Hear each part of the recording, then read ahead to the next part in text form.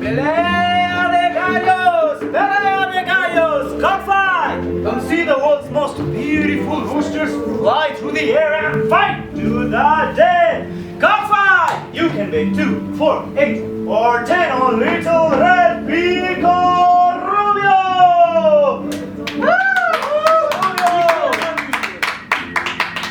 And 4, 8, or 15 on Espada de Oro, the golden rooster! Espada de Oro! Pico Rubio against Espada de Oro! Espada de Oro against Pico Rubio! I'm putting 100 on Pico Rubio. 100 on Pico Rubio! 80 pesos Espuela de Oro. 80 pesos en Espada de Oro! Pico Rubio, Espada de Oro! 10 more on Pico Rubio. 10 more on Pico Rubio! Las 10 más en Espada de No, Oro. no, está bien. ¿Seguro? Está bien. Keep betting! 5, 10, 20 pesos! Pico Rubio against Espada de Oro! Espada de Oro against Pico Rubio! Is that the ship approaching in the distance? I think it is. And that's the only ship that's supposed to arrive around this time. Then that must be it. Oh, I'm so excited. Look at that picture again, Mama. How many times are you going to look at it? Many times. We have to make sure we know what he looks like. You just like looking at his face. I think he's good looking and elegant. That he is, but what's essential is that he's got good vocal cords, deep lung, and a strong voice. What's more important is that he has good diction when he reads. As long as he reads with feeling and gusto, I'm content. And his face, and the way he signs his name. Pico!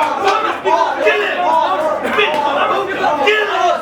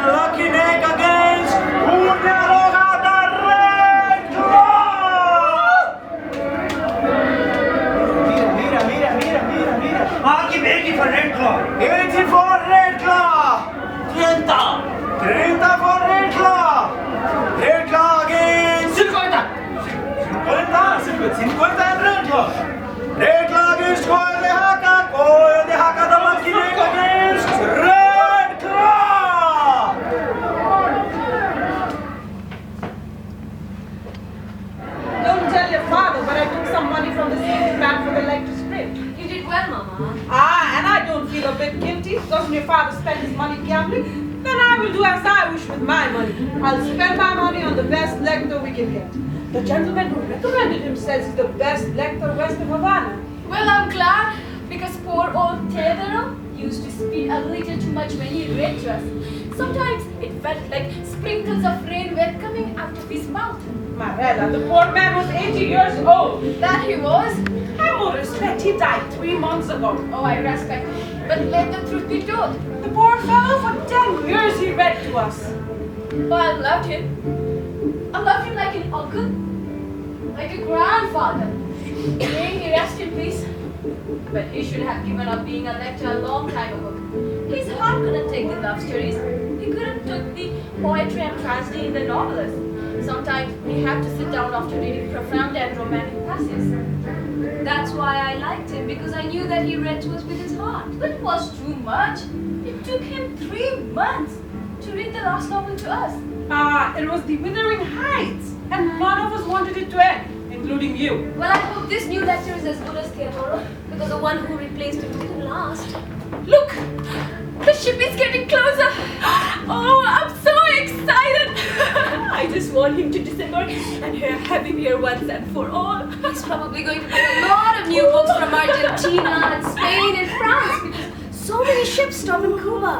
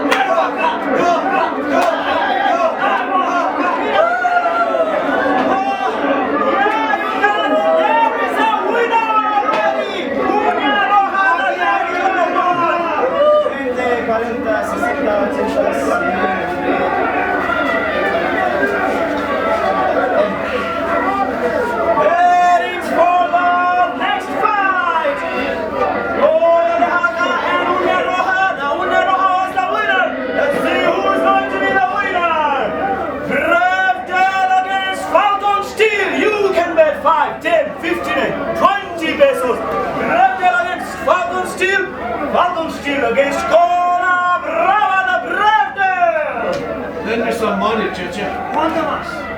200. I don't lend any money when I'm gambling, and I don't lend any money when I'm drinking.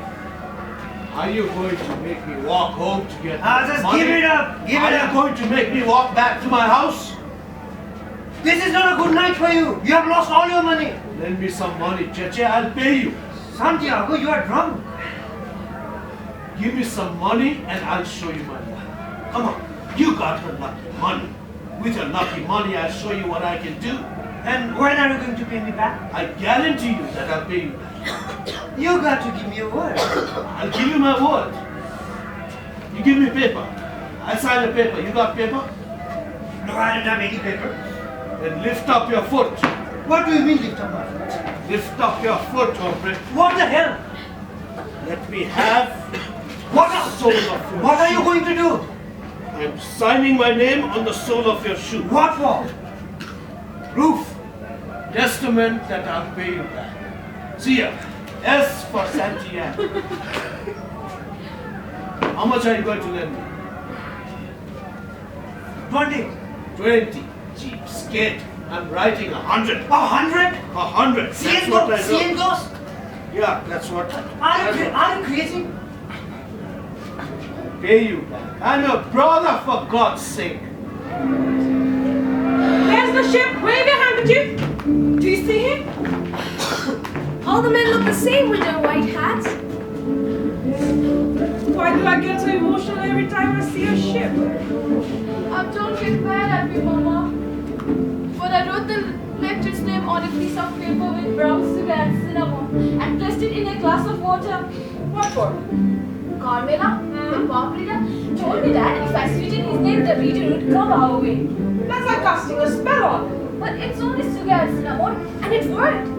I told you about playing with spells, Marela. It's not right. One should never alter other people's destiny. I didn't alter his destiny. With a little sugar, I sweetened his fate. That's how witches get started, with brown sugar. Then they begin to play with fire. Look at what happened to Rosario. She put a spell on her lover and the man died. And not only did she lose her man, she's gone to hell herself. Did you hear that? They say that she couldn't stop crying after her lover's death. Her whole face became an ocean of tears, and the father had to take her back to Cuba to see if she would get better. But fever would possess the girl at night. They say that she'd run to the sea naked. She'd run there to meet the dead lover. Now you are making me feel awful. Estamos listos para la próxima pelea. We are ready for the next fight. Black Diamond versus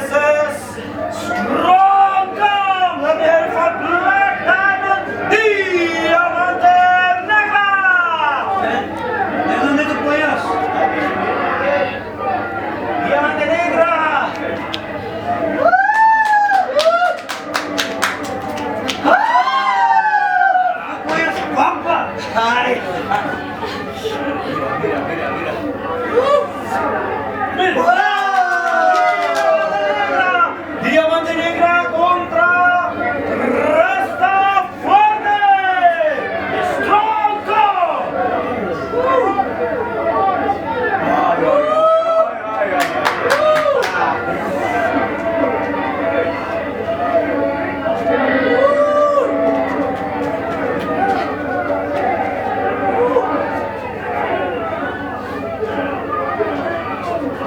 Black Diamond against Strong Come against Black Diamond!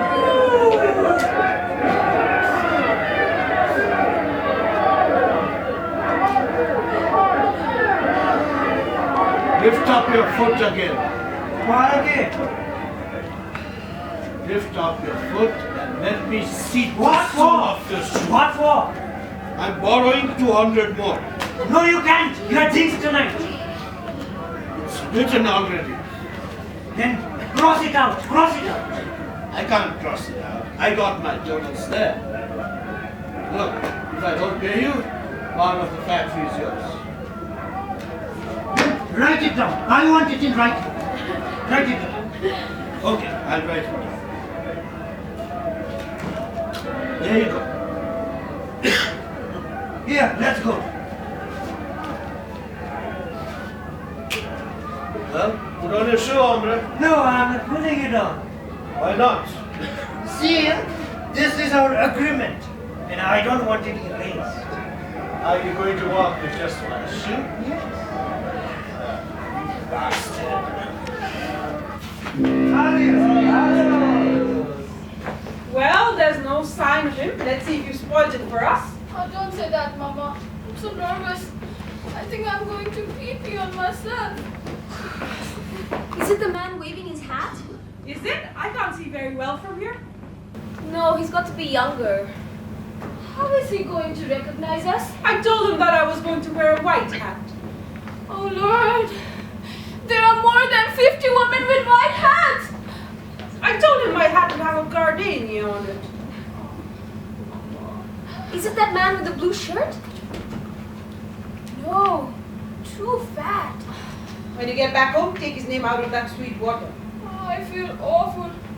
He's nowhere to be found. I'm going home. I've ruined it. Marela, come back Oh, here. I ruined it. Oh, a little bit of sugar won't do any harm. I don't want to spoil it. Don't be foolish, Marela. Nothing will happen.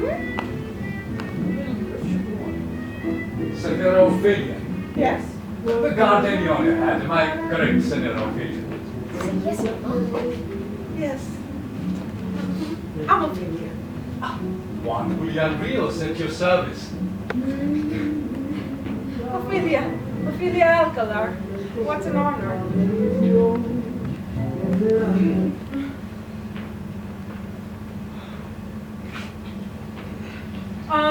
Do you have everything, Senor Juan Julian? Do you have your luggage? I will have to tell this tour that I found you. Oh, go find him. We'll wait right here. Marela, what have you done? I don't know. But my child, you whipped yourself like a baby. I couldn't hold it, Mama.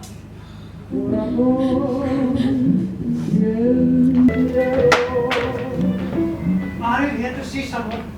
I am here to see Ofelia. Ophelia hasn't come in yet.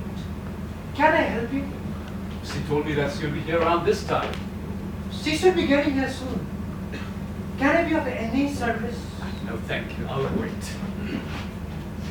What are you? A lecturer?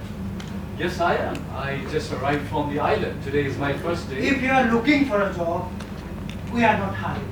No, I am the new lecturer. Don't they I heard you just arrived, and I'm telling you, we are not hiring. Oh, I imagine you're not hiring because Senora... He's been hired by me, Chester. Oh, I see. Well, I see. Welcome, Juan Julian. Some of the cigar rollers in the front told me that they've already met you and they're very excited that you're here. Yes, and the gentleman that was just here. Cheché is a clown. Marela. We call him Cheché. He's my husband's half-brother. We didn't knew that he was a part of the family, but one day he came to the factory with a birth certificate and said he was my father-in-law's son. So we took him in, and ever since he's been part of the family. But he's actually from a town up north. You see, my father-in-law got around. I think that my presence offends him. No, that can't be. Don't pay him any mind. When I entered the factory this morning, he turned his back on me and then he... Cheché thinks he owns the factory. My husband has given him a little too much power. It's my husband who really runs the factory. Don't mind him. Cheché has a knack for turning the smallest incident into a loud and tragic event. But I didn't do anything to the man. He doesn't like lectures. No, he doesn't understand the purpose of having someone like you read stories to the workers while you work. That has always been the tradition. He's from another culture. He thinks that the lectures are the ones who cause trouble. Why? Because we read novels to the workers? Because we educate them and inform them? No, it's more complicated than that. His wife ran away from home with a lecture. Marela, she doesn't need to know all these things. But it's true. She disappeared one day with the lecturer that was working here.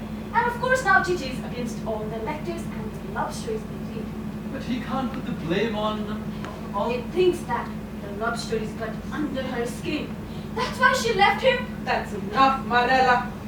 So, what are you planning to read to us? First, Tolstoy, Anna Karenina.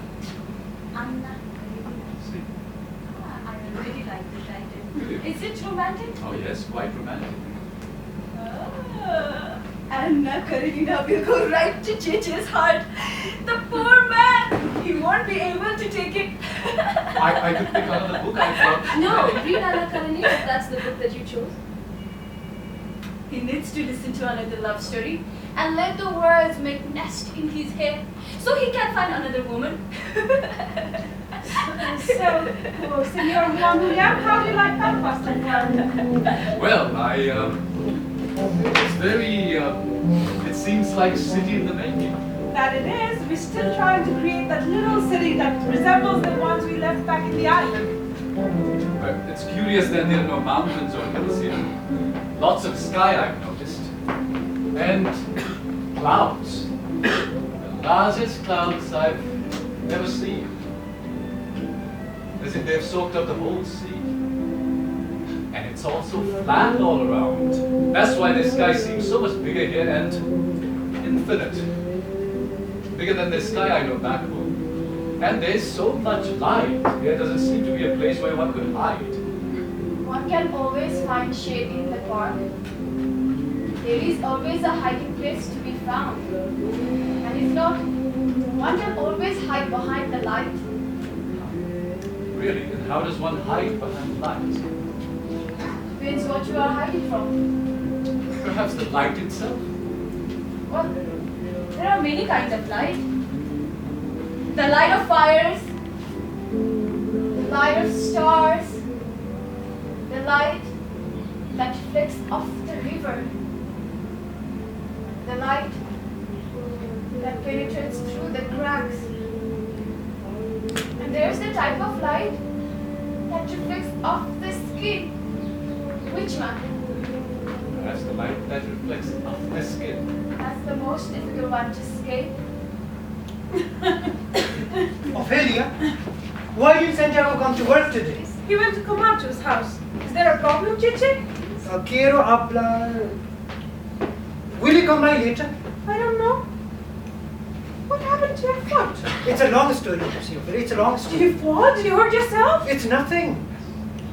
I know, my feet are worse each day. If it isn't a bunion hurting, it's an ingrown nail. No, Ofelia, nothing of the sort. And then why are you walking like this? Ofelia, you see, my shoes per work. You see, well, I took them to the shoemaker yesterday and they weren't ready today. So they're new shoes and they hurt your feet. No, Ofelia. Well, last night Santiago and I, you see, we went to the cockfights. Ha! That explains it. You lost all your money and your shoes. No, I didn't lose my money. Your husband lost all his money and some of mine. So, are you giving me this shoe so I can throw it at him and break his head? No, Ofelia. sort of passing it to you.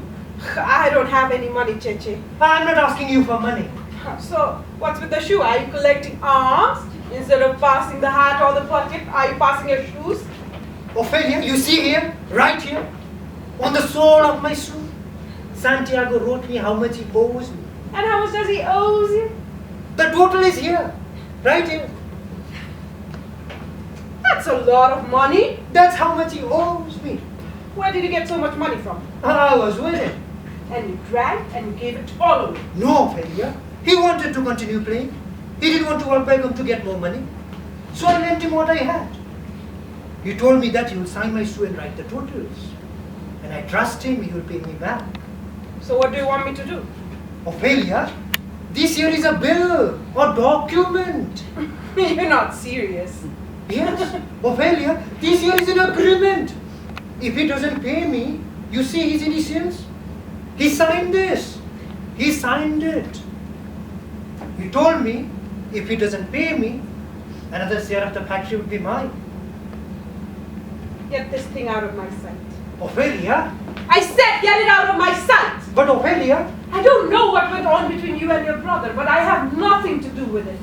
And you better go to the shoemaker and get your shoe mended.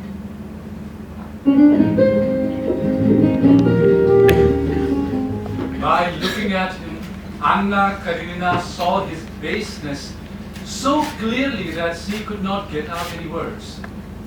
As for him, he felt like a murderer before the lifeless body of his victim. The body slain by him was the love they professed. That is to say, their early love. There was something terrible and hateful in the memory of the price paid for a shame. The feeling of moral decline that dominated Anna also took possession of Oliver Bronsky. But whatever the horror the killer feels before the body of his victim, he always tries to hide the feeling to profit from his crime. And as the guilty one sometimes rushes at the dead body with rays and drags it to tear it apart, he was covering Anna Karenina's head and shoulders with his kisses. She held her hand without moving. Yes, those kisses were bought at the price of his honor. And that's all for today from Anna Karenina.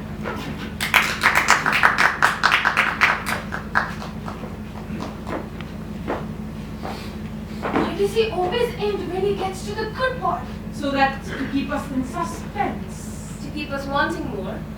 He's really a fine lector. That he is, that's why he's called the Persian killer, because it's like hearing a bird sing when he reads.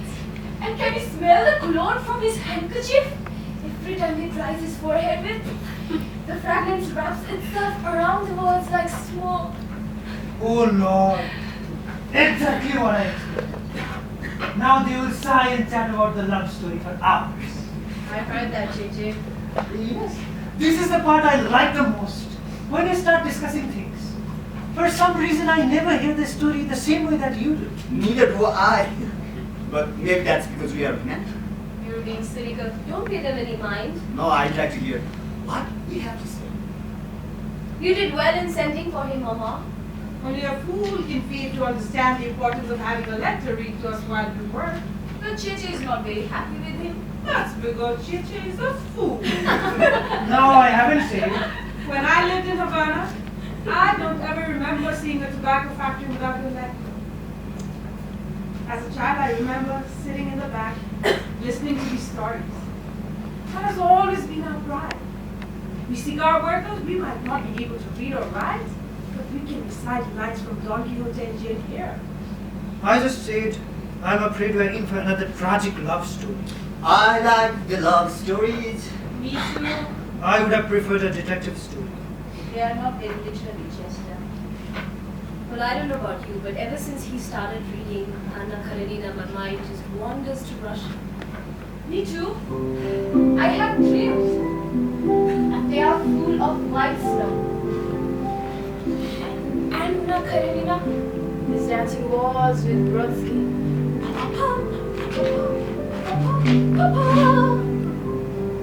Then I see them in a little room.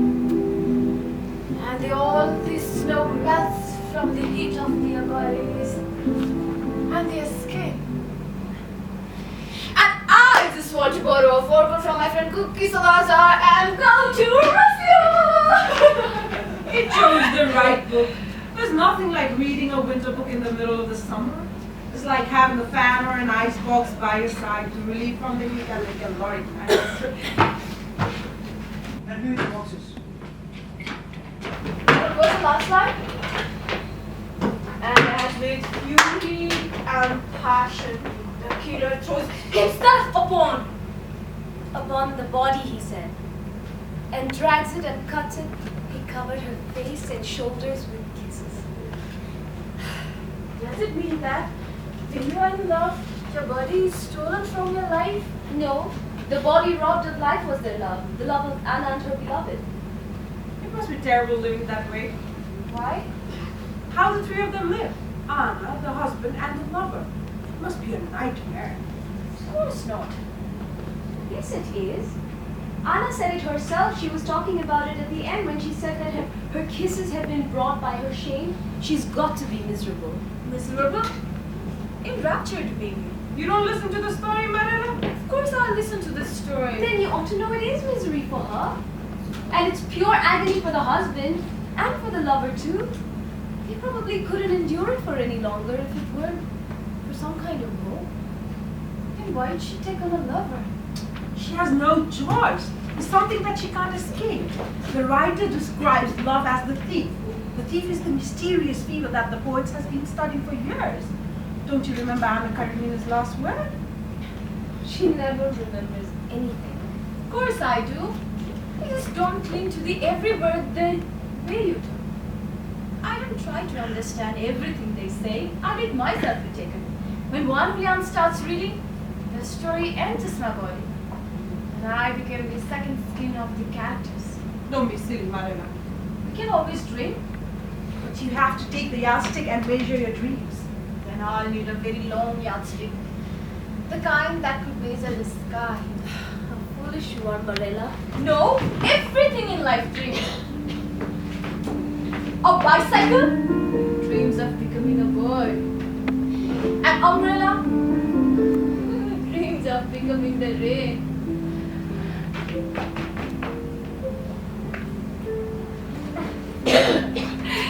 And a pearl dreams of becoming a woman. And a chair dreams of becoming the gazelle and running back to the forest. But my child, people like us, we have to keep our feet on ground and stay living inside our shoes and not have lofty illusions.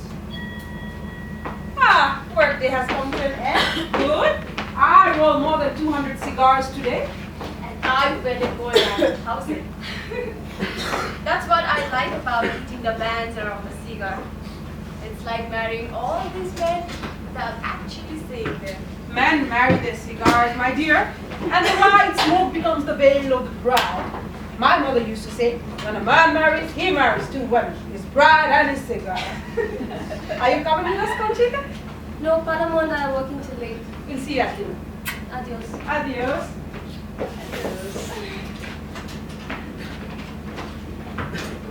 See you later, Paloma. Adios. Adios.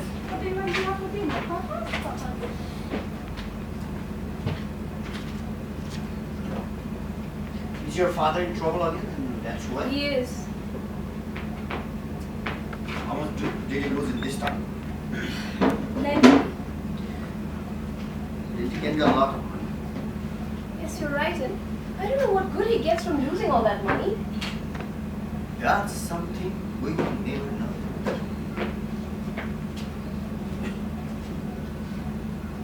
And how do you like the novel that Juan Julian is reading to us? Oh, I like it very much. Doesn't it make you feel uncomfortable? Why would it make me uncomfortable? The part about the lover? It seems like in every novel, there is always a love affair. And do you ever think about everything that's happening between Anna Karenina and her husband? I do, but... So what goes through your mind when you listen to the story? I think of the money all those people have. would say something like that. Why? Because I like money? Because I'm talking about literature and you're talking about money. What do you want me to say then? I want you to talk about the story, the characters. Wouldn't you like to have all the money they have? So you don't have to spend the whole day rolling cigars, working after hours. So we can save money and have our own business. I don't mind rolling cigars. What's so good about rolling cigars? My mind wanders to other places. What places? Places and things money can't buy. Money can buy everything. Not the places I go in my mind. What kind of places are you talking about? Places made of dreams.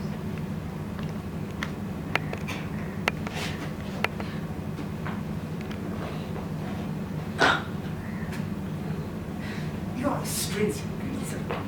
I don't know why I married you. You married me because the day you met me, I gave you a cigar I had rolled especially for you. And when you smoked it, you told me that I had slipped into your mouth like a pearl apple. I told you that? Yes, you did. After blowing a blue ring of smoke out of your mouth, and the words lingered in the air like a zeppelin. And I remember thinking to myself, I could fall in love with that mouth. As far as I can remember, I married you because I couldn't untie your father's hands from around my neck. The truth comes out. That explains everything. You never really cared for me. Are you trying to start a fight? No. I asked you a simple question about a love story and you're being foolish. Never mind. You don't care about anything, do you?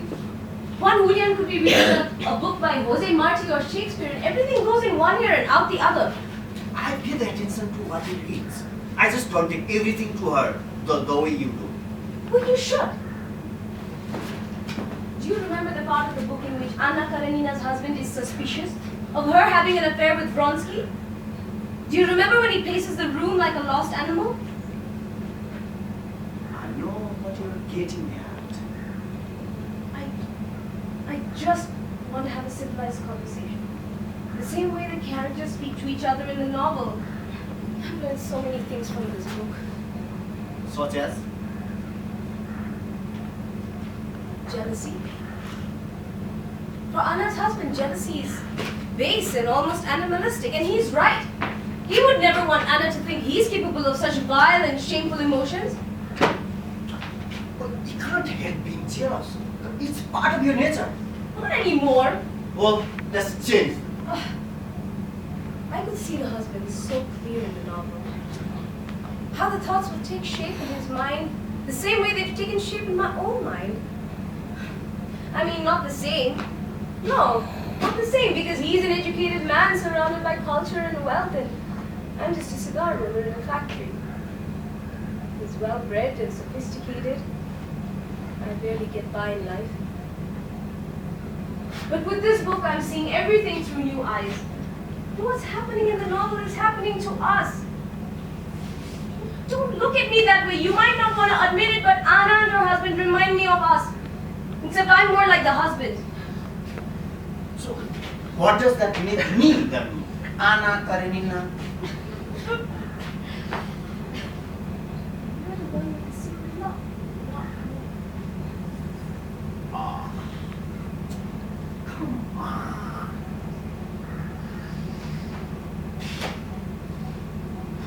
It's late. Let's go home. I can't order. That's exactly what Anna said when the husband confronted her about the lover. It's late. Let's go to sleep. I think you are taking it on you. Am I? Am I? Have you ever heard the voice of someone who's deaf? The voice is crude and ancient because it has no sense of direction or place. Because it doesn't hear itself and it doesn't know if anybody else in the world hears it. Sometimes I just want to have a long conversation with you like this. Like a deaf person, as if I couldn't hear you or myself, but I would just talk and say everything that comes to mind like a shell that shouts with the voice of the sea. honesty and it doesn't care if anybody ever hears it. That's how I want to talk to you and ask you things. What's the use of talking like this? What sort of things you want to ask me? You said you wouldn't tell me because you're afraid that I might not understand. Like what? I'd like to know what she's like. What does she do to make you happy? At home. Why? Because I don't want to talk about these things!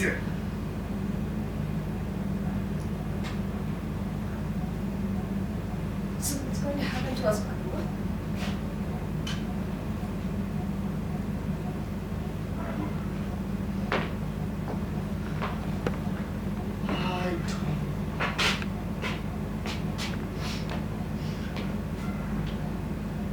Do you want a divorce? We can travel to Reno and be divorced in 6 weeks. But your family will be opposed to it, and same with mine. Divorce is out of the question. And if I tell you that I want to cut my hair short, change the way I dress and take on a lover, Say that again. what I just said. You want to have a lover. Yes, like you. Well, Ave Maria Puris. I have the same right as you do. This book will be the end of us. Do you think we've already come to the end? No. You don't make love to me the way you used to. You and I. It's alright, Manu. It's alright. You know, there's something that Anna Karenina said that I keep repeating to myself. If there are as many minds as there are heads, then there are as many kinds of love as there are hearts. I can try to love you in a different way. I can do that. And you should try to do the same.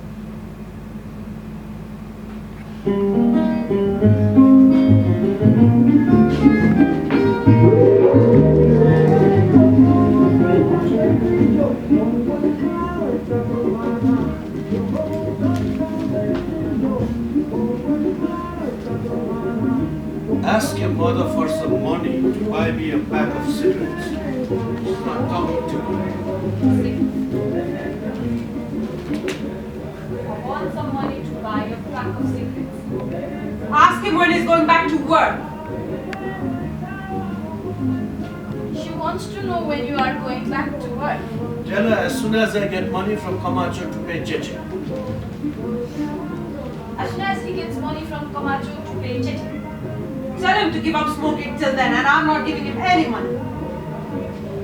What did she say? She says, I heard her. Tell her that she's insane. he says, you're insane. And he's a drunk, a thief, and a good-for-nothing gambler. She I says, heard her. he heard you, Mama. Good!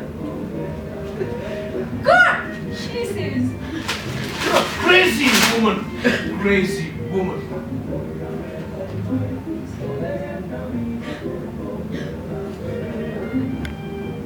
Tell him I did hear that, and I don't want him to talk to me.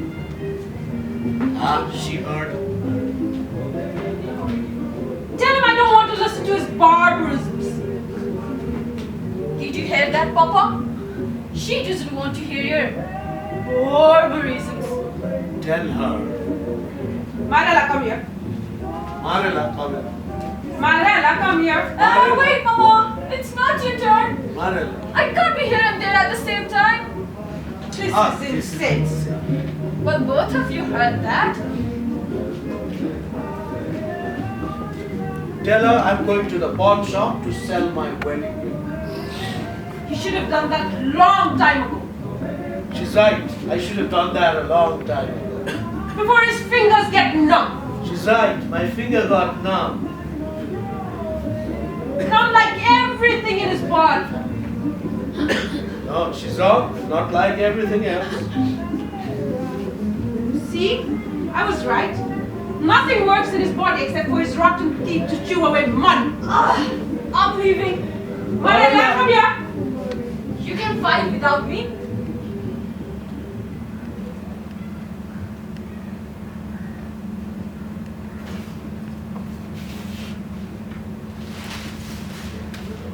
I've been listening to that new lecture from up here. You have? Yeah, he's good. He has a solid voice, and I like the novel that he's reading. Yes, a solid voice he has, and I like the novel too. I especially like the character. Yes? He lives in the countryside. Yes, the one that has the farm. Yes, the one that has the farm. What's his name? His name is Levin. That's right. The one that lives in the forest surrounded by the trees. That's right. Levin. That Levin reminds me of the time I was young and my father left me to run the family. It seems as if Levin has dedicated his whole life to his farm. Yes, he's a dedicated man.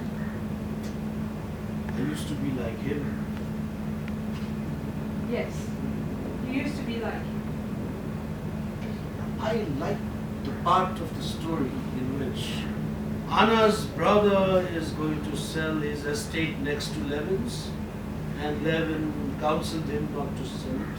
Ah, that's a good part. But I can't believe that you almost gave another share of the factory to Cheché. I lost it. I shouldn't drink. Yes, drink you should. It's an idiotic thing to do, Santiago, to give away another share of the business. Cheché doesn't know what he's doing. He's like a scarecrow. He's talking about bringing in machines and replacing some of the workers. You need to go back to the factory. Yes. To the factory, I need to go. What's eating you, Santiago? You don't go to work, you don't eat, you don't sleep well. I've acted like a fool with you. I'm ashamed of myself. I'm angry and bitter.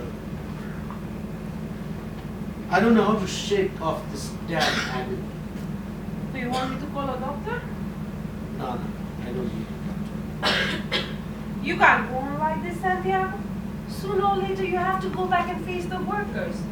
I will, when I get the money and I can face Cheché. So, until then, are you going to stay here? Yes. That's silly. But that's the way I am. Well, I'm going to. Ofelia, stay up a while longer. I'm tired and you didn't work like I did today. Talk to me about the novel. I can't always hear very well from here. This Levin, this character that I admire, he's the one who's in love with this young girl in the story, isn't he? Yes, he's in love with Kitty. Levin is in love with Kitty. And Kitty is in love with Vronsky. And Vronsky is in love with Anna Karenina. And Anna Karenina is mad. But she is in love with Vronsky. Ah, everybody's in love in this world. But for Levin, there's only one rule. Yes, for him there's only one rule. Ophelia. Yes. No, nothing. Ah, the night breeze is making its way again to us. Ah, there's nothing like this Tampa breeze. Always a punctual visitor around at this time.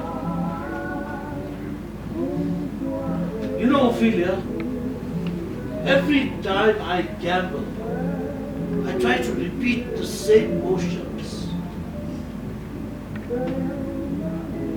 I try to repeat everything I did the day I won. And when I lose, I try to take inventory of what I did wrong.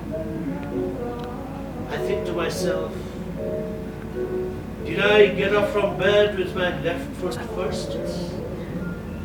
Did Did I forget to polish my shoes? Did I leave the house in a state of disorder and that's why luck is not coming my way? Lately, I've been in a fog. I don't know what to do. You know, every time I lose, I see a line of little ants carrying breadcrumbs on their backs. But the crumbs they are taking away is much bigger than money. They're my pride, my self-respect,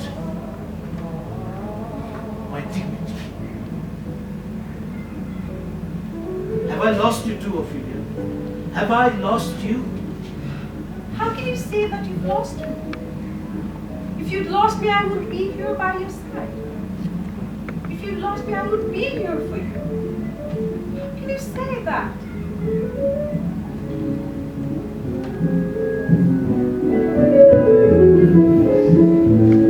I don't really like cities. In the country, one has freedom. When I'm in a city, I feel asphyxiated. I feel constriction in my lungs. The air feels thick and dense, as if the buildings breathe and steal away the oxygen. As my father used to say, living in a city is like living inside the mouth of a crocodile. Buildings all around you like teeth. The teeth of culture, mouth and tongue of civilization. It's a silly comparison, but it makes sense to me. Every time I go to a park, I'm reminded of how we always go back to nature.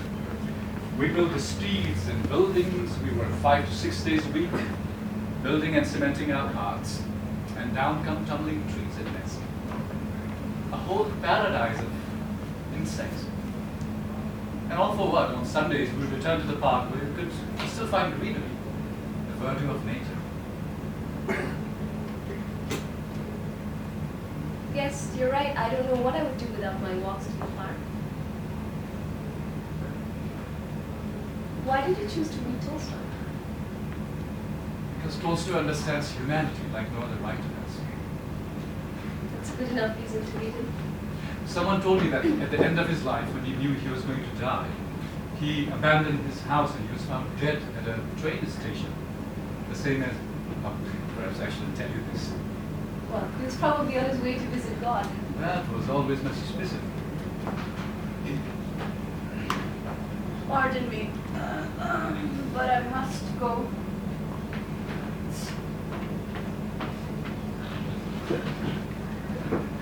How did you become a lecturer? I discovered books one summer.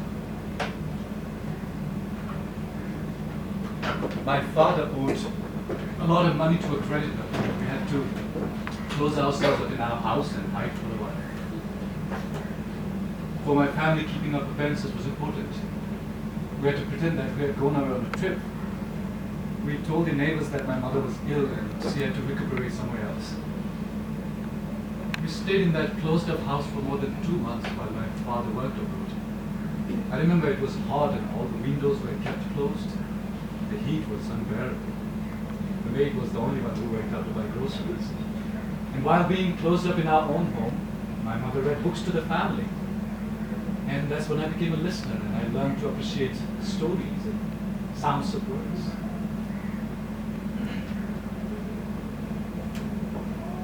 Have you ever been to New England? Yeah. I always wanted to go there. I wonder what New Englanders are like. Here I've met workers from other parts of the world. I've never met anybody from up north. Well, Cheché is from up north. Cheché is from a world of his own. I knew a fellow from New London. He was modest and reserved. So shy was this boy that when he expressed any sort of feeling, he would excuse himself. One day I told him to take my braid that I cut from my hair and buried under a tree in the park.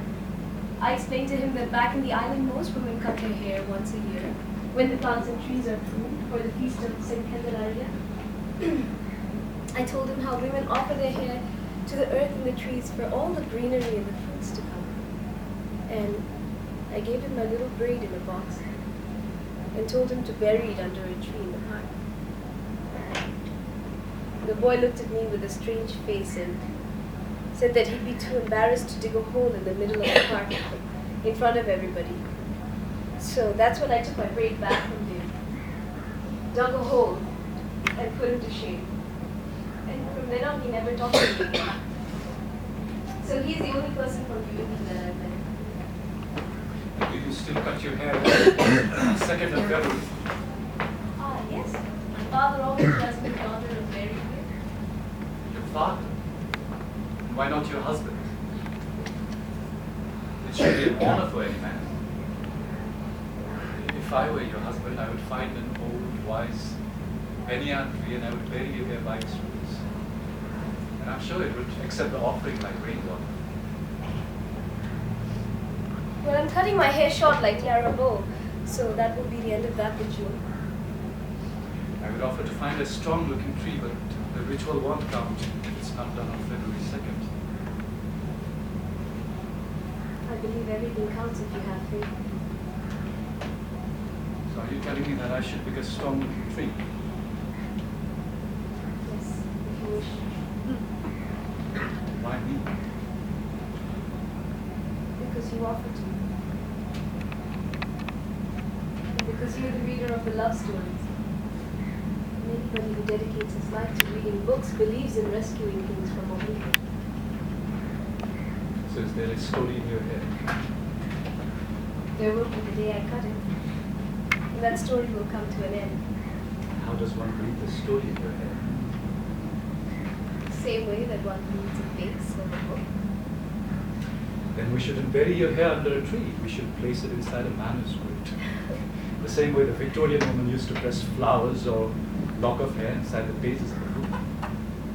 Then I would leave it to you to choose the book.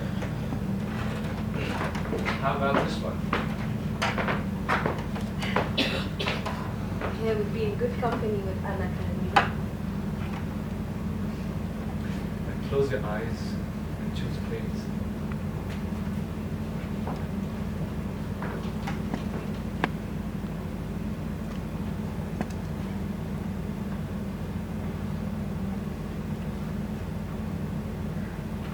At first, Anna was feeling sincerely unhappy about the way in which he allowed Vronsky to pursue her. But very soon after his return from Moscow, when she went to an evening party where she thought that she would see him, to which he did not attend, she could understand from the sadness that filled her that she had deluded herself.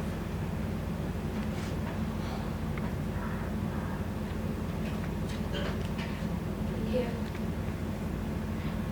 Cut my hair.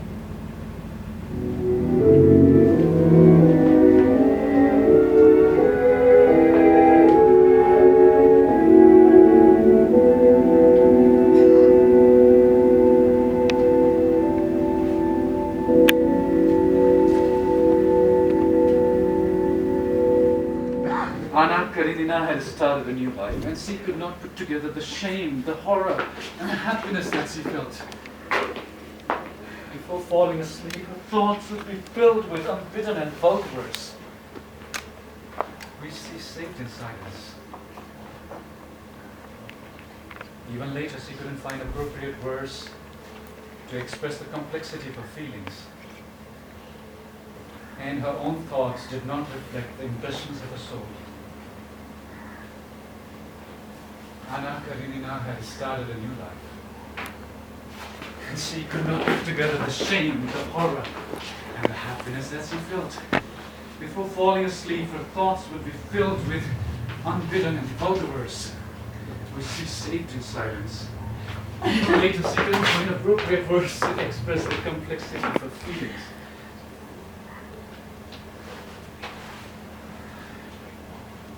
And her own thoughts did not reflect the impressions of her soul.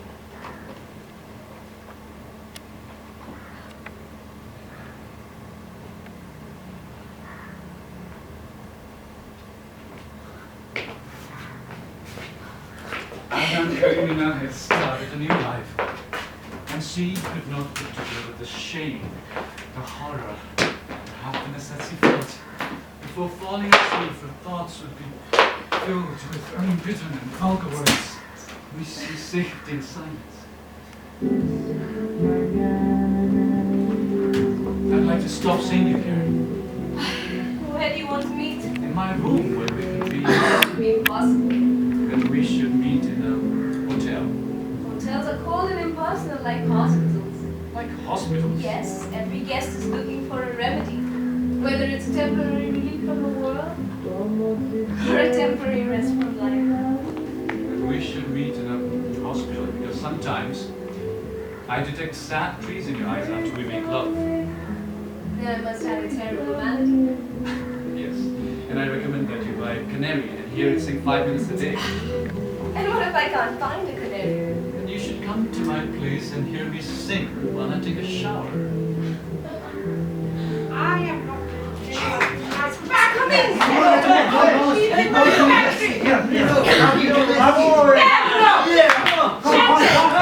said no machines in the factory! Espera. You don't let me finish. Espera, Ofelia. You don't let me finish. It's one of the problems we have here. I own shares in this factory. And now that your husband... I am the owner of the factory and I have the last word! But Ofelia... Can someone go upstairs and call Santiago? Ofelia... All I'm trying to say is that all these other companies are succeeding. But Cheché, that has nothing to do with these machines. I don't want to listen to this. He is not the owner of the factory. Yes, someone go call my husband.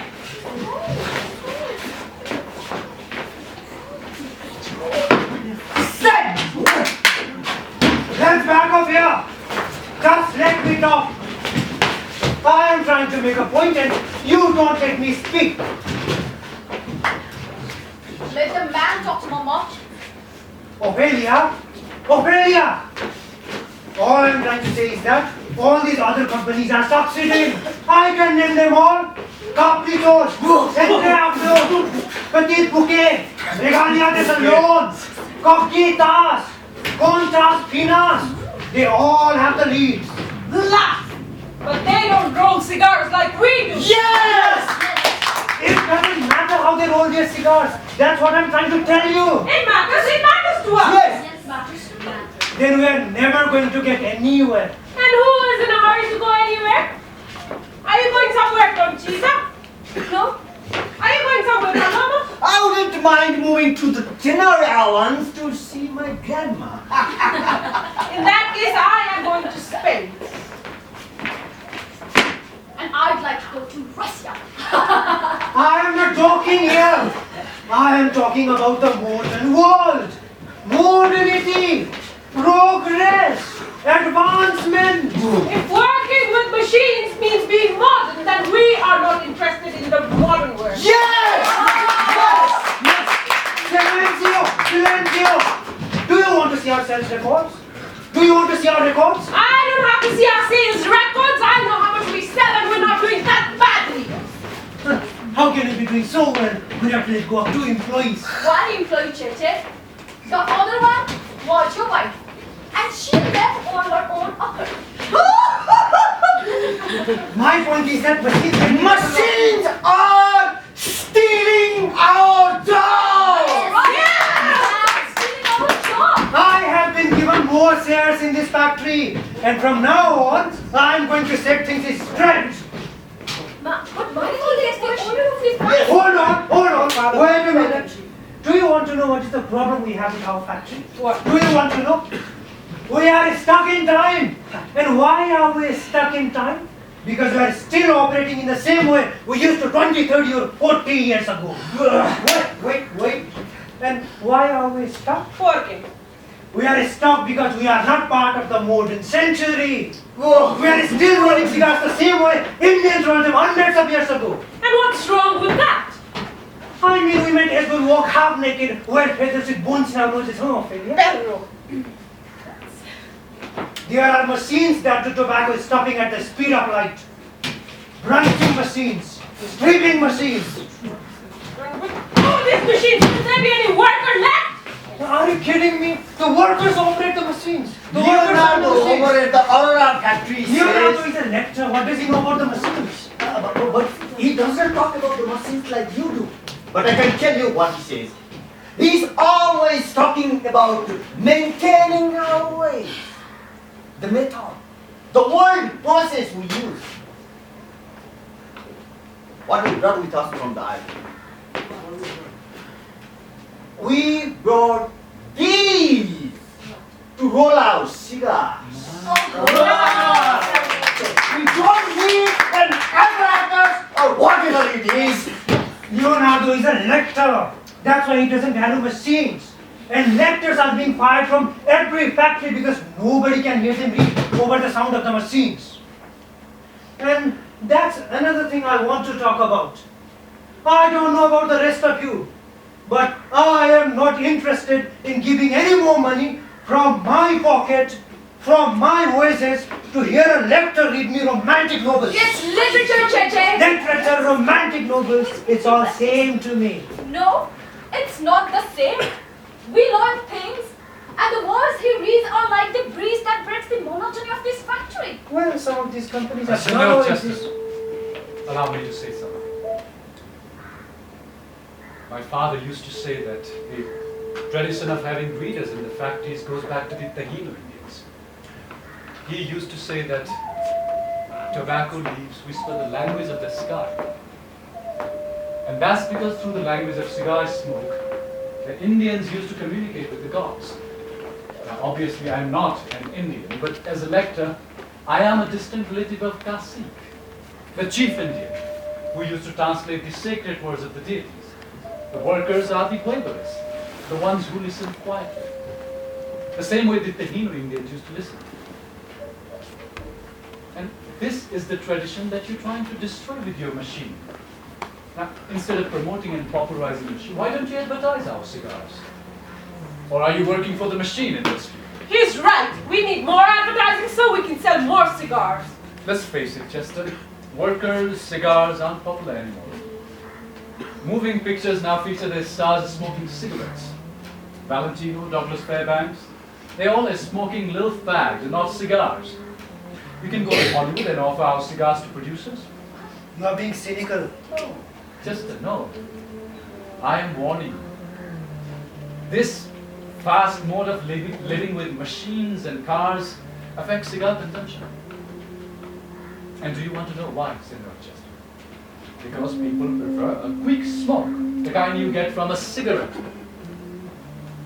The truth is, machines and moving cars are keeping us from taking walks, sitting on park benches and smoking a cigar slowly and calmly, the way they should be smoked.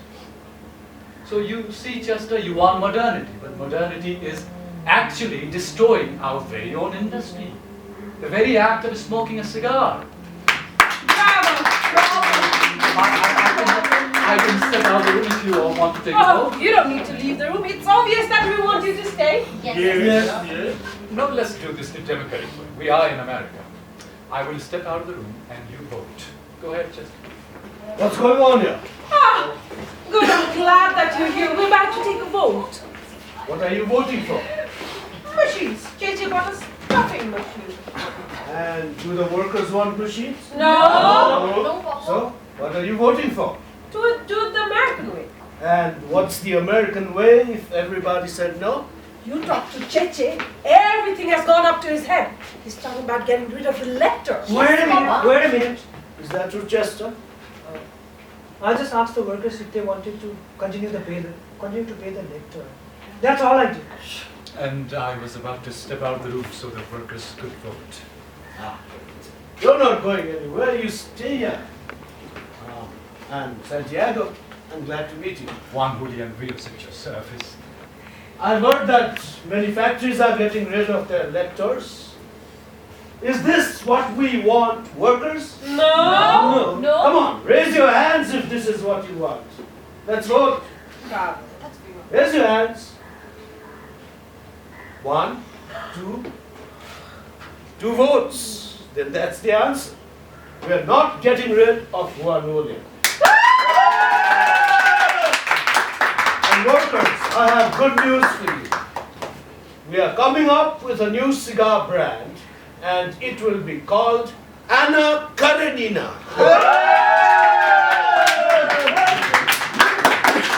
And Marela, if you will do us the honors, I would like you to pose as Anna Karenina for the label. Me? If you like. Of course I like. Well, I'll get you some. Yes. There are some clothes for you to wear. Wow! Oh. That's so beautiful. I'll go try them on. See, Papa, thank you. Come on, help me. Wow. So, we have much work ahead of us, workers. But tomorrow we begin plans for production. It will be a lot of work, but I promise you that we will all benefit from the fruits of our labor. I'm glad to be back.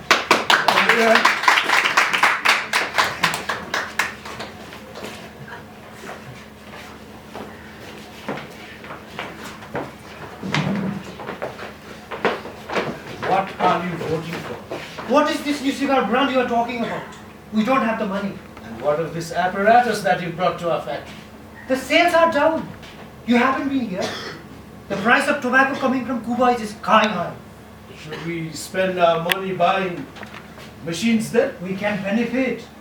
Out of the question. Return this apparatus to the factory where you got it from. But Santiago, And get me a calendar. Look. Here's your money. I got a loan, Cheché. This time, I'm betting my money on the factory. Get me a calendar, I said.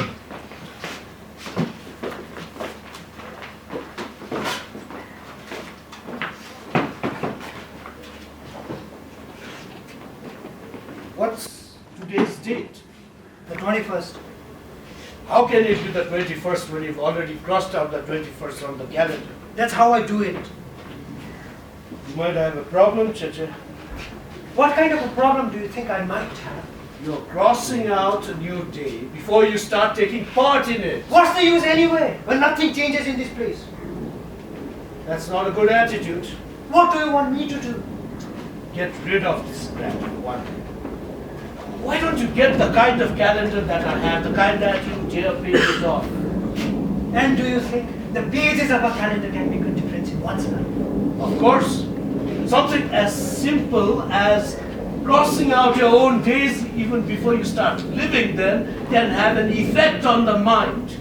It can cause apprehensions, anxiety, even despair. Then I'm going straight to hell. Because everything here feels the same. Today feels like yesterday and the day before that. What in the world is wrong with you, Cheché? This factory! I can't stand it! Working here is like hitting my head against the wall. I try to make changes, modernize this place. But it's like facing a wall of concrete every time I try to do something. Is that what it is, Chester? Well, then there is Mildred. Ever since she left me, I don't feel the same. Something is missing. Have you ever seen the tail of a lizard when it has been cut off? The tail twists and moves on its own, like a worm removed from the soil. The thing moves on its own, like a nut that still has life and is looking for a body that has been slashed away. That's how I feel sometimes. I turn from side to side on my bed at night. I wake up in the morning, looking for her in the kitchen, thinking she's making coffee for me. I look for her in the garden. And then, when I come here is this moron reading me the same story every day to remind me of her. And I hate it. I hate him. It's like there is no end to it. I just want to get rid of everything. How do I look, Papa? Ah, you'll make a great Anna. What? You'll have to wear something in your hair to make her look like one of our women. I'll get you a flower. Talk later, Chester. We need to talk.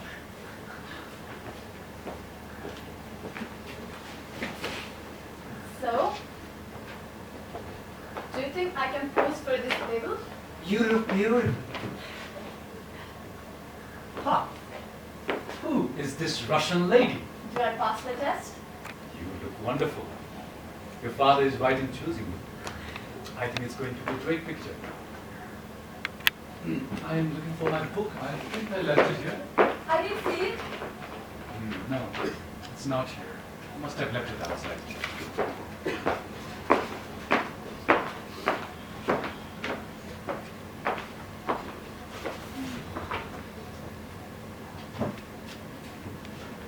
Are you staying here until late tonight? Yeah. I'm going through the books. And you? I'm decorating my tables with a picture item. Photographs of movie stars. And you know,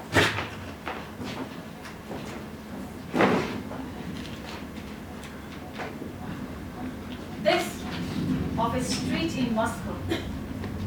So I can picture the people in the novel walking through it. You are really obsessed with this book. I am. Just the book or the laptop? That's none of your business. But it is. I've been watching you while you work.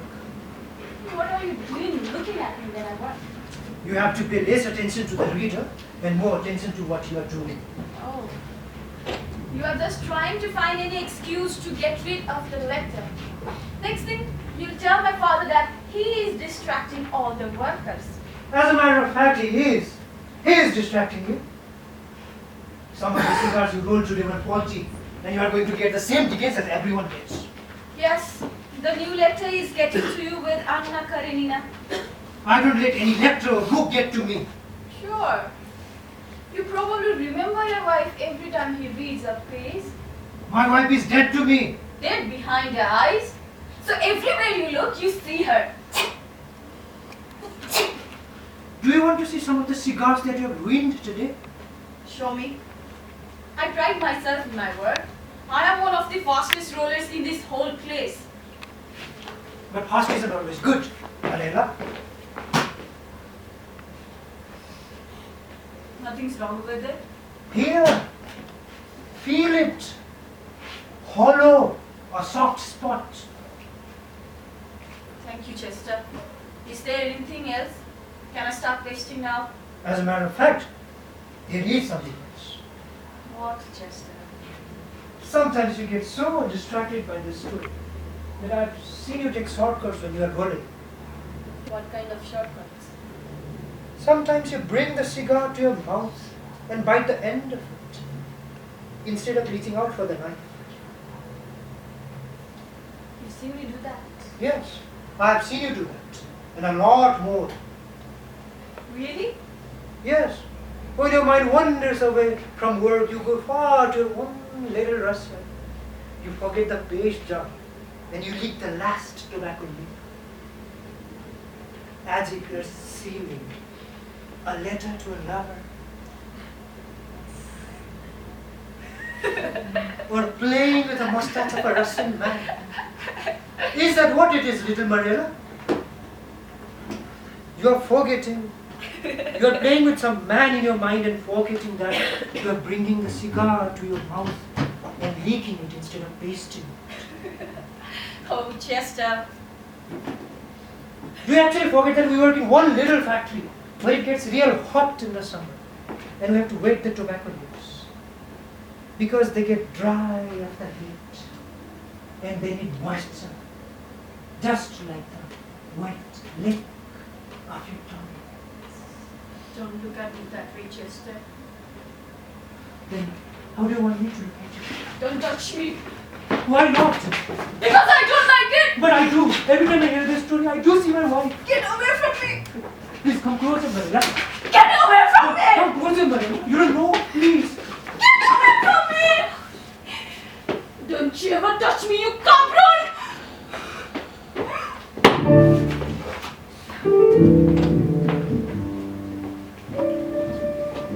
husband of Anna Karenina did not pay particular attention to his wife's animated conversations with Bronsky. That she would sit at a separate table and would have animated conversations. However, when he saw that many people seated in the living room showed a surprised attitude, it also seemed improper to him. He resolved, therefore, to get Anna's attention.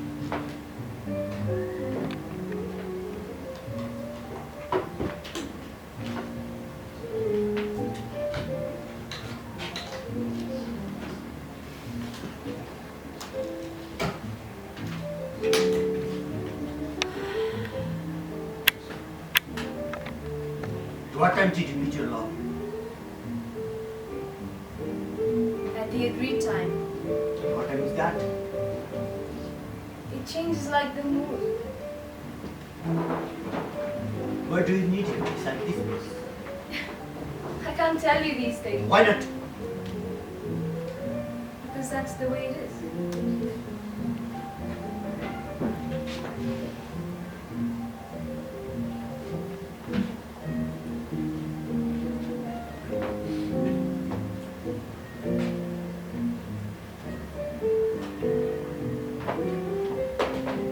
Does he read to you? Sometimes, when he says that I look sad, You get sad.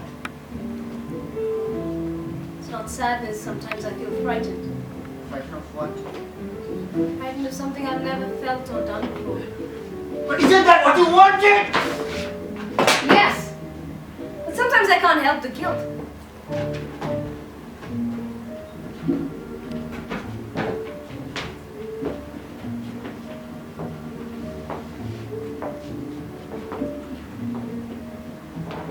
What does he respond? You tell him this. He tells me that we have to make love all over again. That I have to get used to it. To him. His body. What else does he say to you? He says things a woman likes to hear. What? That I taste sweet and mysterious like the water hidden inside fruits. That our love is white and pure like tobacco flowers. And that it will grow at night the same way that tobacco plants grow at night. And what else does he tell you? Private things. Like what? Obscenities! And you like that? He knows when and how to say them. When does he talk to you in this way? When we're both deep inside each other and we could almost surrender to death. When he pounds so hard inside of me as if to kill me. As if to save me from that drowning place. From that deep place where he takes me.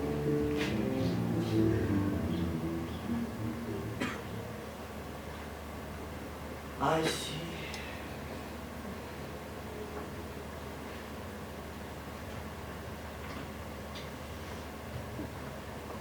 Why so curious, Father? Because I don't know. Because you seem different. You've changed. It happens when lovers do what they're supposed to do.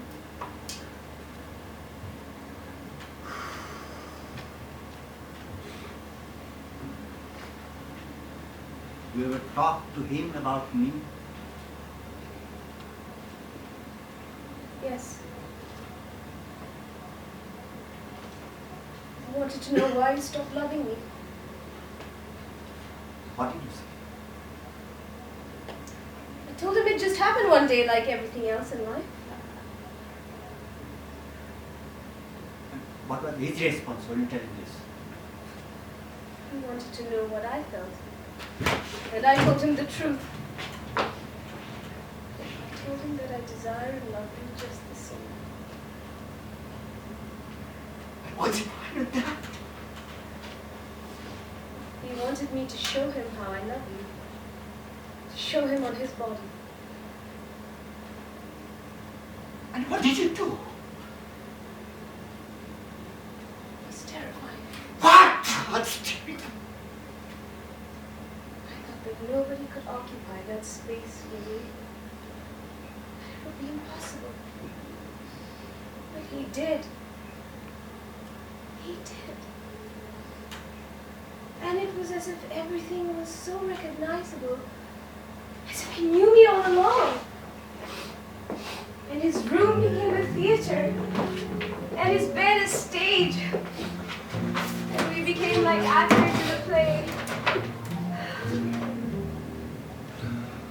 And then I asked him to play my role, to pretend to be me. And I dressed him in my clothes, and he was compliant. And it was as if I was making love to myself, because he knew what to do, where to go, and where to take me.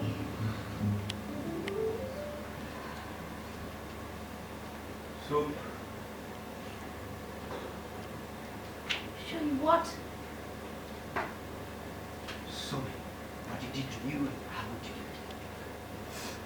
it? You would have to do as actors do. What's that? Actors surrender. They stop playing themselves and they give in. You would have to let go of yourself and enter the life of another human being, and in this case it would have to be me. Teach me. Here in the factory. Back there. What are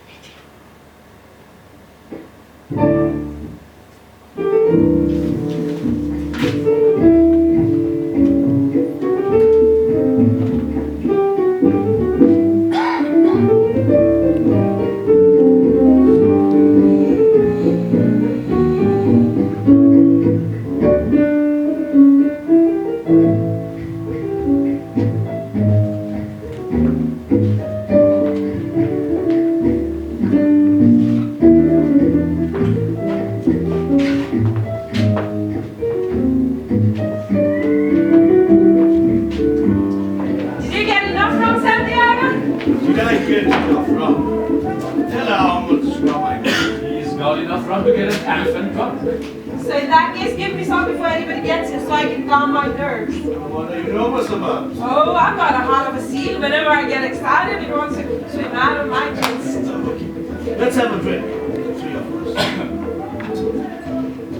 We really ought to have a toast before anybody gets here. We really haven't done that badly this year. Sales were down last month, but we're still above water. We wouldn't do well, Santiago. People need to blow out smoke and vent themselves. That's right. Salud.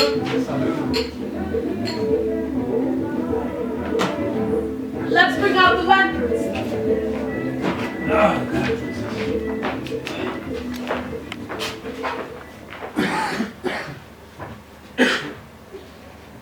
Sometimes I don't do it. I can feel it. Or it's just me in my mind. Night I can't sleep. I lie awake thinking, imagining the two of them together. I can still smell him, her skin, clothes, handkerchief. I can see him on her face, eyes. I don't know what to do. You should move up north to Trenton and start a new life. Take her away from here. That's what I want you to do in Belgrade. I did figure we could live up north. Both of us could work in a cigar factory. There are plenty of them in Trenton. And there are no lectors and no good-for-nothing love stories that put ideas into women's heads and ants in their pants. Senor is making me hand with these lanterns. Oh, we were just talking about love stories. Well, it's obvious that you don't care much for them. You almost made me lose my job the other day. I'm curious as to how the story ends. Yeah.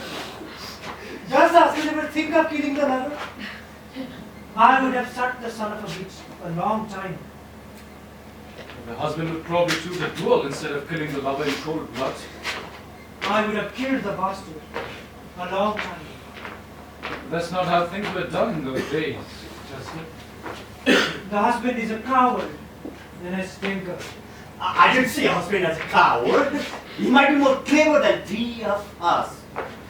Wouldn't you say so, Ofelia? Well, the husband is acting according to his status. He is a man of power. He has one of the most important positions in the ministry. And we are talking about St. Petersburg society.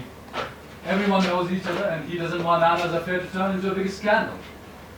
The husband is a pansy, if you ask me. What character do you identify with him? I like them all. I learn from all of them. What have you learned from Anna's lover? I don't know. I'm intrigued as to how he got interested in her. That's obvious in the novel, isn't it? What's your personal opinion? She came to him because she thought that he could help her. Help her how? Help her to love again. Help her to recognize herself as a woman all over again. She had probably known only one man, and that was the husband. With a lover, she learns a new way of loving. And it is this new way of loving that makes her go back to the lover over and over again. But that's my interpretation. Very good.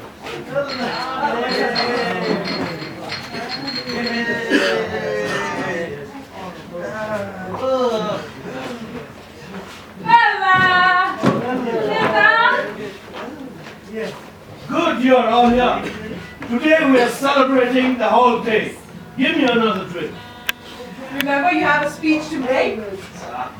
This will inspire me. At the rate we're going, we'll be drunk before the party gets started. Enjoy yourself. Today, I'm the happiest man on earth.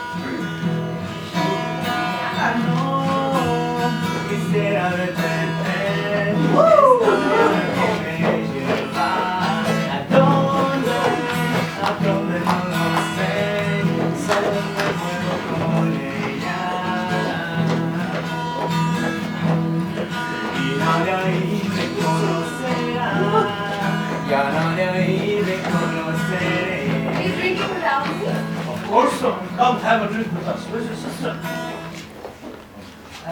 Put the records on, please. Beautiful in that dress. I've never seen you wear it. Papa, just a month ago I wore it. We were invited to that party, I remember as if it were yesterday. Mom needs species. I don't, my dear. You told me I looked like an old lady the last time I was. Frankly, I just didn't think much of it when you had me. But now that you've cut your hair and you look so different, it's actually very beautiful.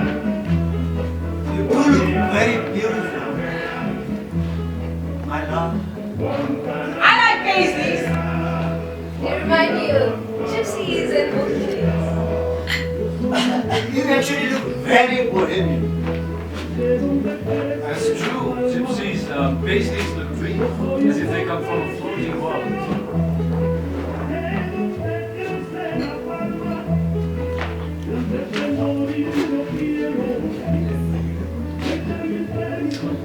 Senores, one question. As an outsider, as a foreigner in this country, I have something to ask. Why do Americans prohibit something as divine as whiskey and rum? That's because Americans become socialists when they drink. I have another answer to your question. Alcohol is prohibited in this country because alcohol is like literature. Literature brings out the best and worst part of ourselves. If you are sad, it brings out your sadness. If you are angry, it brings out your anger. If you are whatever. And for now, let us say some of us are not very happy. Blah! But rum brings out your best steps if you're a good dancer.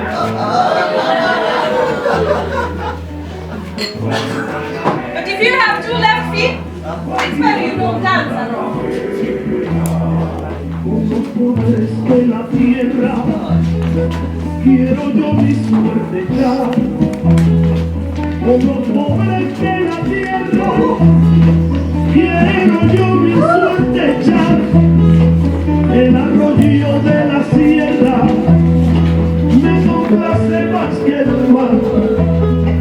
El arroyo de la sierra me complace más que el mar. Guantanamera, Guajira, Guantanamera.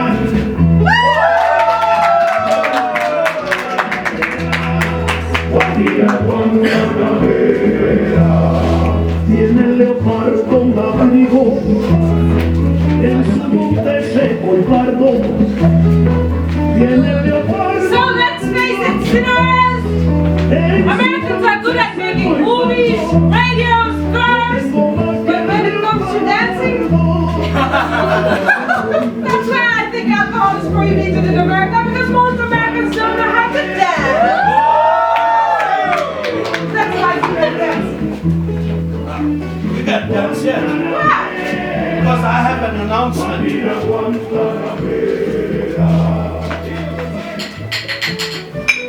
Señoras, señores,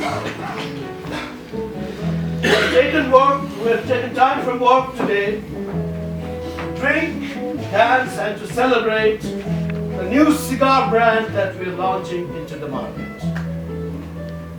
This well-crafted cigar is wrapped in the finest leaves from Vuelta Abajo in Pinar del Rio, the tip of the island of Cuba. Its length is 6 1/8 inches. Its ring gauge is 52. I truly believe we have our finest toro. Where's Marela? She must be putting on a costume. I'm here, Papa.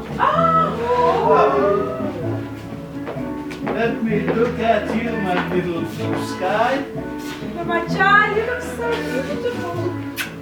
You came just in time. I was just about to say that since most cigars are named after women and romantic love stories, today we are baptizing our new cigar with the name of Anna Karenina. It will sell for 10 cents, and we are hoping it will bring us fortune and prosperity. Now that we are all gathered here, I would like to ask my beloved Ofelia to do us the honor of lighting the first Anna Karenina.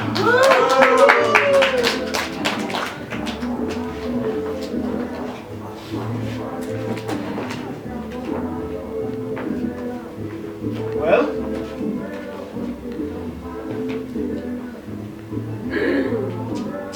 It burns like a blue dream. now to the youngest one in the family, our very own Anna.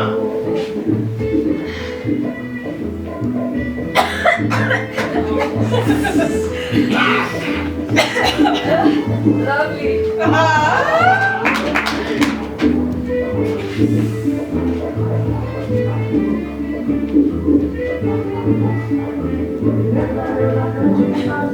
Glorious! Perfecto!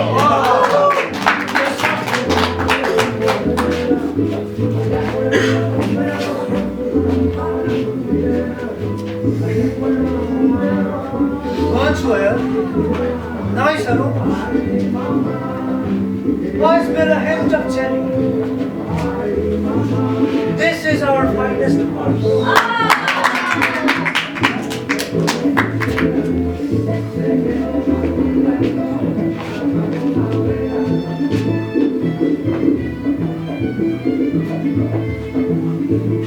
It speaks of forests and orchids.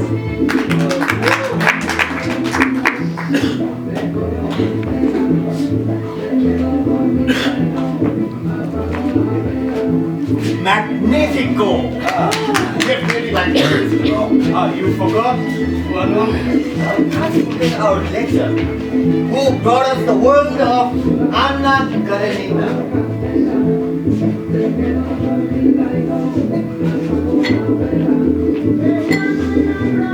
Sweet aroma.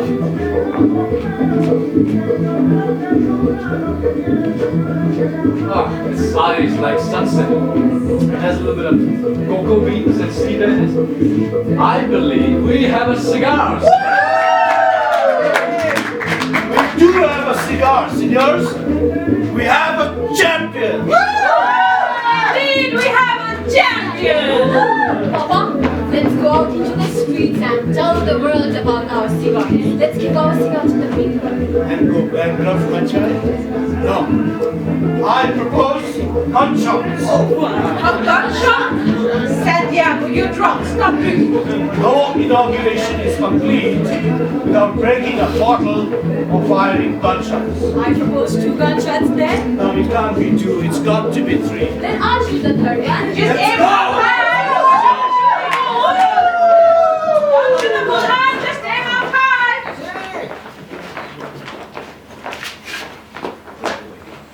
Outside. You are still in love with this man. Maybe just as much as you are. I don't know. Why do you always want me to tell you what I do with him? Because it's a part of who the habit we are of listening. We are listeners. No. It's something else. Yes, you're right.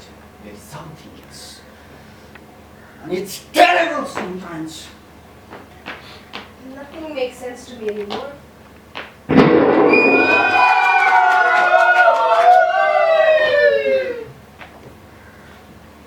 I want you to go back to this man and tell him that he wants to make a love like a knife. Why a knife? Because everything has to be killed. That's so exciting! Conchita! Señores, I have a confession to make. When I was 17, which was yesterday, I was chosen to pose for a label brand of cigars that was called Aida, like the opera. And just the thought of my face on the ring of the cigar and in so many men's hands and lips, my mother was scandalized. You see, we were not cigar people, we were in the guava jelly business. And when my mother forbid me to pose for the label, I told her that I want a picture of my face on one can of guava marmalade. And that was only fair. So, they had me dressed up in a red dress. I had a red carnation behind my ear. They had me sitting looking lovely in a hammock and a carrot by my side. Let's go. Where? See, you've smoked a cigar, you fired gunshots, and you've had too much to drink. Blah! You just want to take advantage of me because I'm drunk. Papa! Are you coming with us, Marela? I'll be there in a minute. Don't be too long. Good night.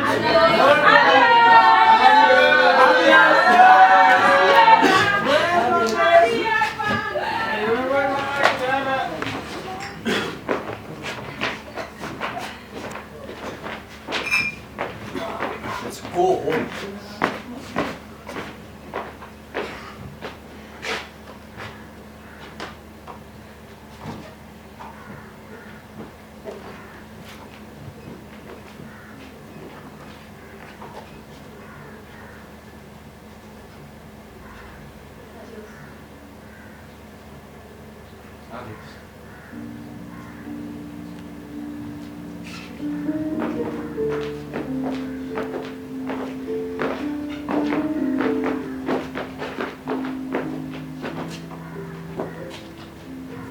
I don't want the evening to end.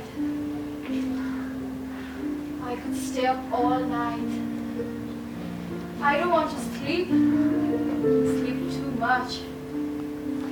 We spend more than a third of our life sleeping and sleeping. Darkness descends and everything is a mystery to us. We really don't know if trees walk at night, as I've heard in legends. We really don't know if statues and spirits dance in the square unbeknown to us. And how will we ever know if we sleep? We sleep and sleep. I want to have what you drank. What did you drink? I didn't drink. I just feel gladness. Papa was so happy. And I like to see him that way. And Mama was so full of joy. She's the one who drinks a little too much. It's good to drink a little once in a while. Yes, we deserve a little drink. We work hard enough. We deserve all that life offers to us. And life is made up of little moments. Small moments. Small moments. As small as vibrators. Small moments that I could save in a jar and keep it forever. Like now, talking to you. So you are a collector. And what sort of things do you like to collect besides a night like this one? The first day you read, and the day you walked me to the pharmacy. So I am in one of your jars. In many. Many. You are fresh and clear as water. Did anybody ever tell you this? No? Never. When people are blind. Blind? Mm-hmm. Do you think so? Then, how could one teach the blind to see? I don't know. I am not blind. But we all are blind. In the eyes of those who can't see. Yes, you're right. We just have to learn to use our eyes in the dark. We just have to learn to see through the words, through the sound, through our hands. I'm sure those who are blind will see your beauty once they touch your face. I must go now. Sleep well. Adios. Adios.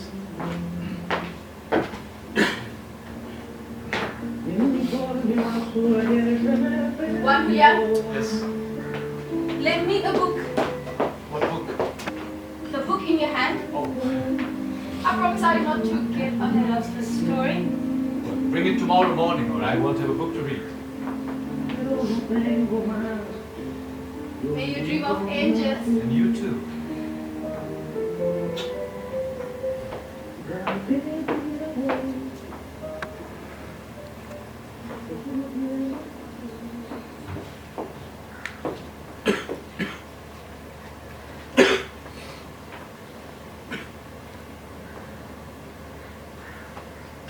With her small, skilled hand, she took out a quilt from her red bag, which she put on her knees.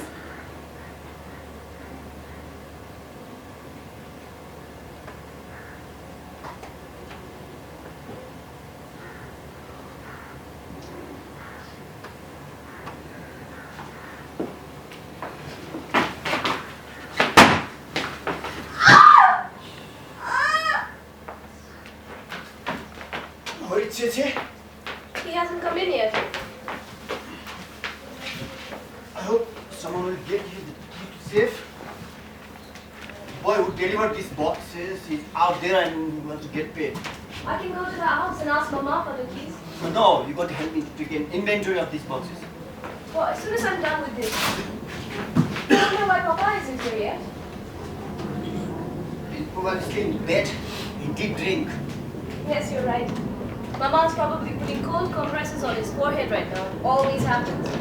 Morning. Good morning, Santiago. I need the key to safe. Ofelia. Oh, I left it at the office on top of the desk.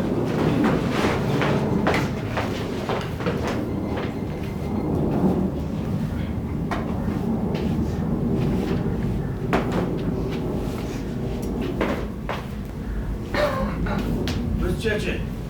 He hasn't arrived yet. I don't blame you. I wouldn't stay in bed myself. But your mother is like a rooster. Every time she wakes up, nobody. I didn't wake you up. I didn't say you did. It's the slippers you used to walk around the house. They're louder than a running train. I'll throw them out the window one of these days. If you do that, I'm going to give your Sunday shoes to the chimney cleaner. The pain only got worse. How this woman likes to bother me. Papa, do you want my bottle of spirits? Give me anything you have, my child. Your mother doesn't take care of you. Good morning. Good morning, Marela. Marela, why are you wearing that coat? Aren't you warm? No. Some coats, you wear them. You find the pockets full of December, January and February. All those months that cover the earth with snow and make everything a stew. That's how I want to be. Layered and stew. Are you alright, Marela? Thank you. I'm fine, Mama. Don't worry about me. Good morning. Morning.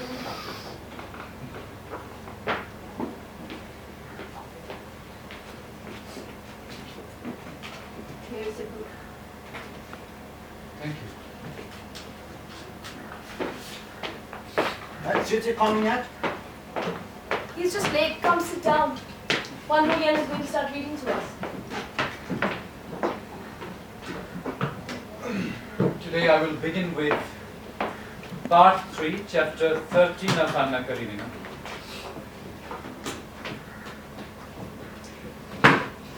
In his youth and because of his fearful nature, the husband of Anna Karenina was frequently preoccupied with the idea of death. Nothing seemed so terrible to him as a gun aimed at him. Although in his life he never made use of any weapon himself. This instinctive horror inspired many reflections within him. He tried to get accustomed to the possible eventuality of a duel by accepting the obligation of risking the life. That old and deep-rooted worry was troubling him. And what if I defy this man, and what if someone teaches me how to do it? He keeps on speculating. They place us in our positions. I pull the trigger, he told himself. And it turns out that I kill him. He shook his head to discard this absurd thought. What logic can there be in killing a man to restore harmony with a woman?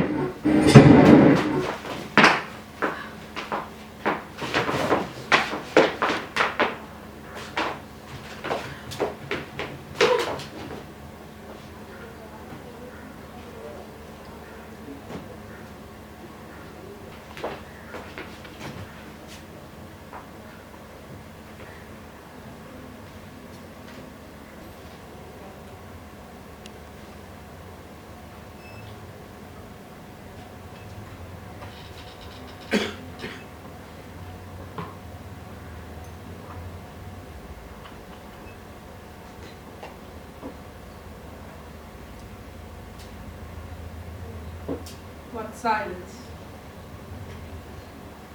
I never knew that silence could have so much weight. Can someone say something? Can someone read? We are all listeners. We are doers. I can't get used to this silence all around us. It's as if a metal blanket has fallen on us.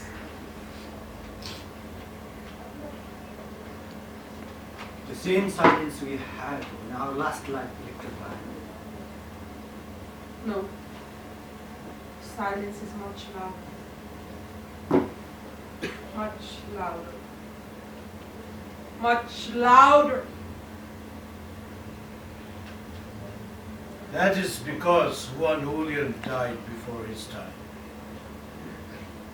And the shadows of the young are heavier, and they linger above the earth like a cloud.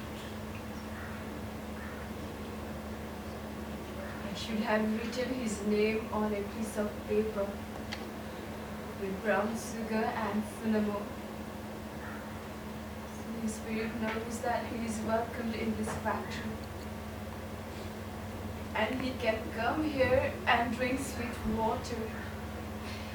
And nobody will tell me that it's wrong for me to do this. You hear me, Mama? Your mother hasn't said a word, my child. I know she hasn't. But we must look after the dead so they don't forget us. So we could count on them when we crush to the other side. We should continue reading, Papa. Yes, we should continue reading in his honor. So he doesn't feel that he left his job undone. He should know that we are still his faithful listeners. If I could, I would read, but I know that if I open that book, I will be weak. No, we shouldn't cry. Tears are for the weak that mourn the killer and the knife.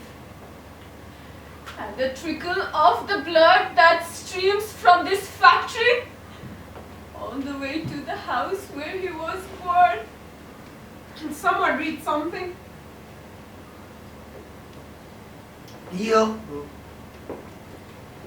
Well, read. So that we can get rid of this heat and this silence. And we'll pause after a few paragraphs to sigh and to be glad to be alive. Pero la cosa otra. Read something else. No. Story has to be ended, Papa. Let him finish the book. Marela's right. Stories need to come to the end, otherwise they'll suffer the same fate as those who died before their time.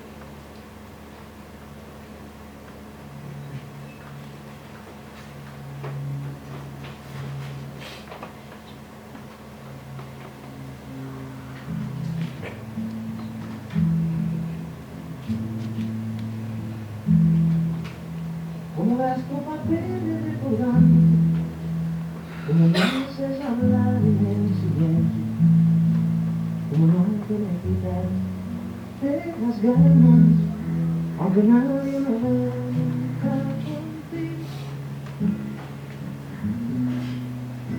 Y como pasa el tiempo,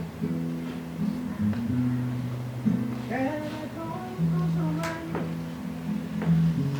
sin pasar tu comida, yo he tenido te doy una canción si abro una puerta y de las puertas sales tú. Te doy una canción de madrugada. Anna Karenina, Part 3, Chapter 14. By the time he arrived in Petersburg, Anna Karenina's husband was not only completely determined to carry out his decision, but he had composed in his head a letter to write to his wife. In his letter, he was going to write everything he'd been meaning to tell her. La gente que me odia y que me quiere bien no me va a perdonar que me distraiga. Creen que lo digo todo